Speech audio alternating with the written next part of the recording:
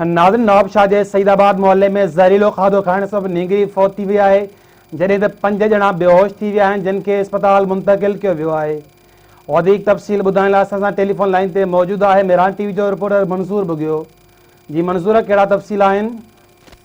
जे नवाबशाह जो इलाइक़ो आहे जाम साहब रोड मोहल्ला सईदाबाद, इन में जेको फैज़ान आ रही आहे उनजे जेके घर भातियुनि ऐं उन समेत जेको आहे 5 ॼणनि ज़हरीलो खाधो खाधो, जंहिंजे करे उनजी हालत जेका बेहोश थी विया ऐं बेहोशीअ वारी हालत में उन्हनि खे नवाबशाह जी एम्स अस्पताल आंदो वियो ऐं उनते जेको आहे उनजी फैज़ान आरई जी जेका 9 सालनि जी न्याणी आहे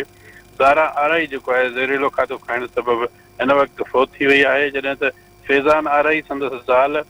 रुखसाना ऐं जेको 2 उनजो औलाद आहे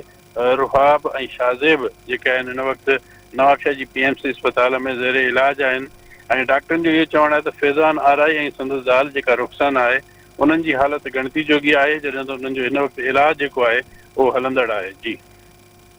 तफ़सीलनि खां आगाह करण लाइ मंसूर, अवां जी महिरबानी।